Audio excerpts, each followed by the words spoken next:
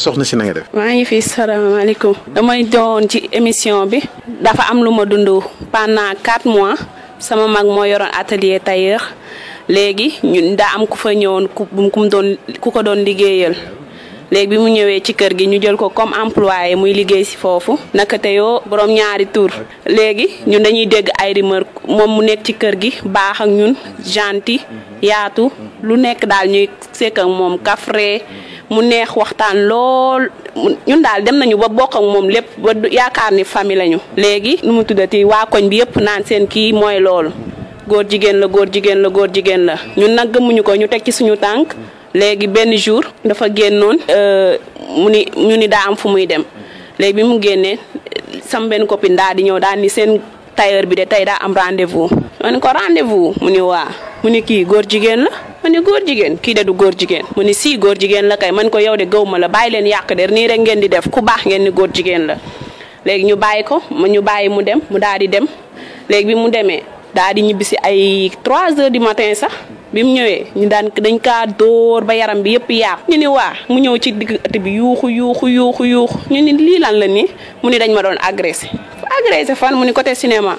léegi sama frère bi daal di taal motoom daal di dem ñu xaaral ma wuti ay renseignement ndax agressé woon noonu moom ku génn dem ñoo ñun lañ la agressé bi mu demee mu daaj ca gardien yi lool les gardiens yi daan ni fii de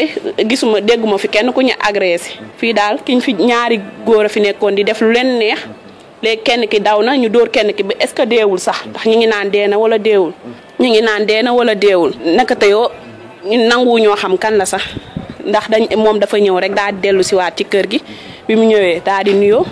daal di moom nanguwul sax da koo génne ci guddi gi la ko génne. da koo génne carrément nanguwul sax moom expliqué waa koñ bi lan la. léegi man may laajte man góor jigéen man lan la viche la wala ñoom dañoo am ku leen di financé. wala lan la ak ñun dëkk bi ñu dëkk ak moom pendant 4 mois hébergé ko ak ni ndax bàkkaar boobu sax am ñun àttan nañ ko wala amuñu bàkkaar wala lan ndax ñun daal loolu sonal nañu te yaakaar nañ ni tamit dëkk ak góor jigéen day tëj wërsëg yu bari ñun daal ku ñu mën a dimbali si loolu ñu jël franchement choqué nañu daal. voilà donc yow daal li nga bëggoon laaj est-ce que maanaam li ngeen dëkk góor jigéen bi am ngeen ci bàkkaar ou bien amu leen ci bàkkaar. waaw loolu daal la ñuy laajte wax dëgg fa yàlla ndax loolu moom sonal nañu. ndax dëkk ak góor jigéen moom te dégg naa góor jigéen boo leen dëggantee tànk rek araam na waxantu ñu dëkk ak moom 4 mois